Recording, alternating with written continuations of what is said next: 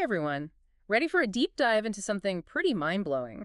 Today we're tackling manifestation. Oh, yeah? But not in the way you might think. Right. We're going to move beyond the usual law of attraction stuff Huh. and dive straight into the science behind it all. Okay. Specifically neuroscience. I like it. So to guide us through this fascinating world, Yes. we're turning to the work of Dr. Jim Doty. Okay. He's a Stanford neurosurgeon. Wow. But what makes him so interesting is that he blends this hard science background Right. with a deep understanding of compassion Okay. and the brain. Interesting. And his story is anything but ordinary. I mean, we're talking about a guy who went from a really rough childhood to achieving some serious success. Okay. Even became a multimillionaire. Wow. But then, bam, he lost it all during the dot-com crash. Oh, no. It was a huge turning point that made him question everything. Yeah, I can imagine. And ultimately led him to give away a huge chunk of his remaining wealth to help others. Oh, that's incredible. It's a classic example of how those external markers of success don't always equate to true fulfillment.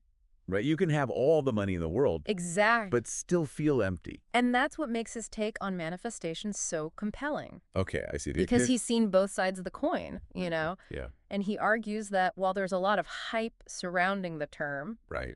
the core concept is actually rooted in neuroscience.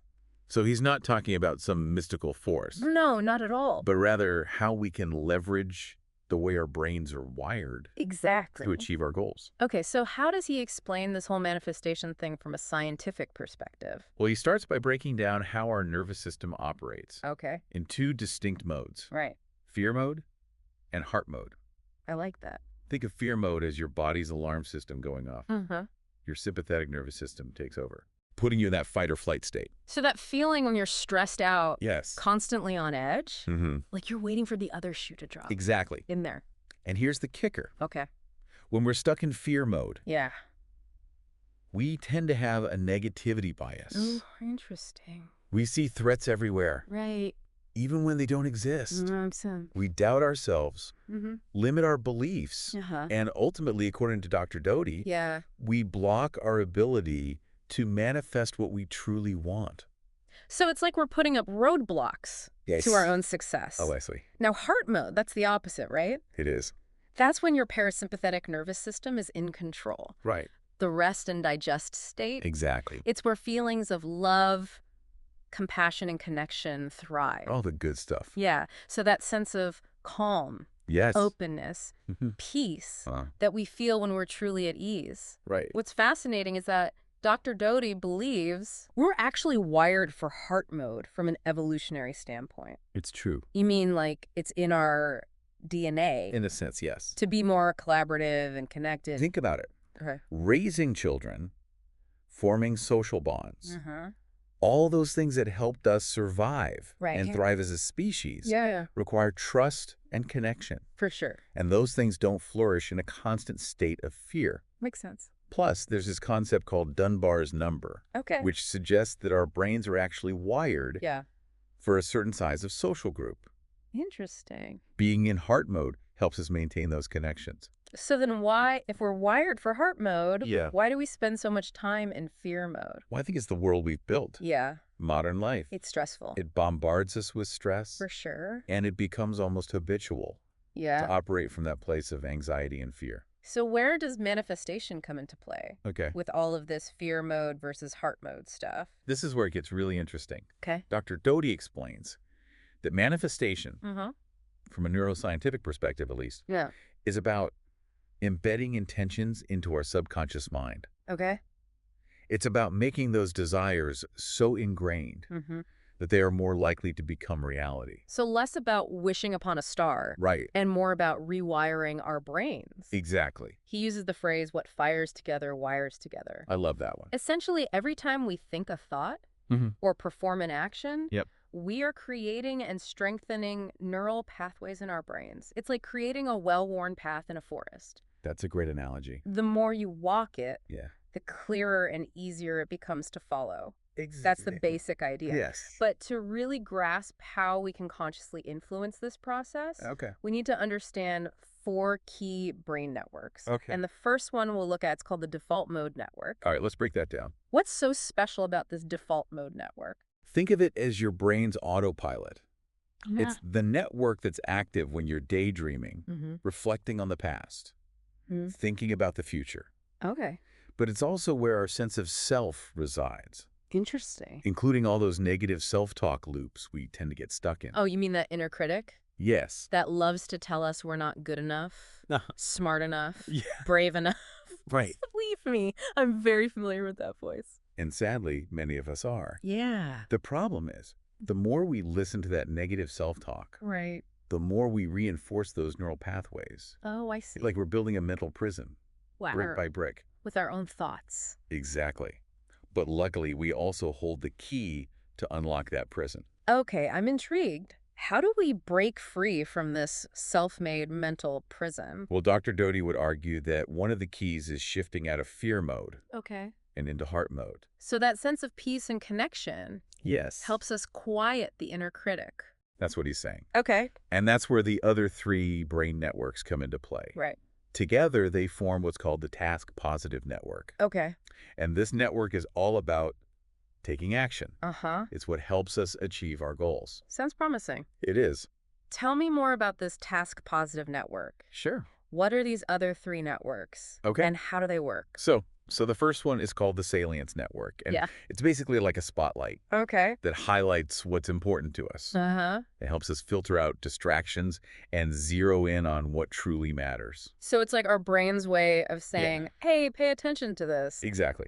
Then we have the attention network, which does just that. Uh-huh. It focuses our cognitive resources on whatever the salience network has flagged as important. Okay, so we have something that says, this is important. Right. And then something that helps us zoom in on it. Yes. What's the third network? That would be the executive control network. Oh. And this is where the magic happens. Ooh, I like magic. The executive control network is responsible for planning, decision-making, and taking action. So it's like the project manager of our brain. Oh, yeah. Making sure things get done. That's a great way to think about it. I try to be a good project manager. And according to Dr. Doty, when we're in heart mode, these 3 networks, the salience, attention, and executive control, work together much more effectively. Okay. We're better able to focus on what truly matters to us, right. Make clear decisions, and take the steps needed to achieve our goals. So it's like our brain is firing on all cylinders when we're in that state of love and connection. Exactly. Now, remember Dr. Doty's story about that woman he met in a magic shop when he was just 12 years old? Oh, right. The one who taught him about mindfulness and visualization. Yes. He seemed really touched by that experience. He was. And I think it speaks to the power of early experiences in shaping our neural pathways. Yeah. You know, she showed him kindness and compassion. Yeah. When he desperately needed it. And those positive emotions likely helped him develop those heart mode circuits in his brain. It's amazing how those early encounters can leave such a lasting impact. Absolutely. And I think it highlights the importance of cultivating those positive emotions in our own lives. So what are some practical ways we can do that? What? How can we tap into heart mode more consistently? Yeah. Especially when life throws us curveballs. Dr. Doty actually shares some specific techniques he uses in his own life. Oh, cool. And the beauty of them is that they're incredibly simple. Okay, I like simple. He starts each day by spending a few minutes focusing on his breath. Oh, okay. Just slow, deep inhales and exhales. He mentioned doing this even before he gets out of bed in the morning. Yes, about setting the tone for the day. Right. Shifting into that calm, centered state before the craziness begins. It's like creating a little pocket of peace amidst the chaos. Exactly. And he couples this with the practice of gratitude. Okay. He takes a moment to appreciate the simple things in life. Yeah. The warmth of the sun on his skin, the sound of birds singing, the love he feels for his family. Those things we often take for granted. Precisely. And then in the evening, he dedicates some time to focusing on his intentions. Yeah. He writes down his top 3 goals, reads them silently, reads them aloud, and really visualizes them as if they're already happening. So he's engaging all his senses. Yes. Almost creating a mental movie of his desired outcome. Yes. And he emphasizes the importance of consistency. Okay. It's not about doing this once and expecting miracles. Right. It's about making it a regular practice. Yeah. Weaving it into the fabric of your life. So it's like anything else we want to get good at, practice makes progress. Right now, throughout our deep dive, there's one thing Dr. Doty has stressed repeatedly. Okay. What's that? The importance of authenticity. He talked about how we often wear masks, trying to be what we think others expect of us, but that just disconnects us from our true selves. And when we're disconnected from our true selves, we can't possibly manifest a life that's truly fulfilling. It's like we're trying to build a house on a foundation of sand. That's a great analogy. Yeah. Dr. Doty's own story is a testament to this. He had all the trappings of success. But it wasn't until he started living in alignment with his values, giving back, helping others, that he found true happiness. Which brings us to another key point Dr. Doty made. Detaching from outcomes. Oh, yeah. He's clear that manifestation is not about controlling the universe or forcing things to happen. No, it's not about that. Okay. It's about creating the conditions, setting the intention, and then trusting the process. And being okay with not knowing exactly how or when things will unfold. He even admitted that he's had intentions he's been working on for years. Wow. But he's patient. Yeah. And he doesn't obsess over specific timelines or results. That's a good reminder that sometimes things take time. Yeah. And that maybe there's a bigger plan at play that we can't always see. Exactly. Now, before we wrap up, remember how Dr. Doty talked about the power of our emotions? How positive emotions like gratitude and compassion can actually enhance the communication between different parts of our brain? He used that phrase, what fires together wires together. Yes. So feeling good actually helps those neural pathways for our intentions become stronger. It's like our emotions are adding fuel to the fire. Ooh. And this is why shifting into heart mode is so essential for manifesting our desires. Okay, I'm starting to see the bigger picture here. Good. But I have to admit, all this talk about brain networks and rewiring can feel a bit overwhelming. I understand. What's one small, concrete action our listener can take today to start incorporating these ideas into their life? Well, it could be something as simple as starting the day with that breathing exercise Dr. Doty mentioned. Oh, yeah? Just a few minutes of conscious breathing can make a world of difference. It really can. Sometimes I forget to breathe. Me too. And it's like the simplest thing. Right. Or how about taking a moment to appreciate the little things? Yes. Like really savoring that first cup of coffee in the morning or noticing the beauty of a sunset. It's easy to forget. Yeah, we get so caught up in the day-to-day. Absolutely. And remember how Dr. Doty talked about the importance of service? Yes. Maybe challenge yourself to do one small act of kindness today. That's a good one. It could be as simple as holding the door for someone or offering a genuine compliment. Those little things can really brighten someone's day. It's like that saying, be the change you want to see in the world. Exactly. And it all comes back to what Dr. Doty said about each of us being the universe. Yeah. You know, we have this incredible power within us to shape our reality through our thoughts, emotions, and actions. I mean, that can be a daunting thought. It can.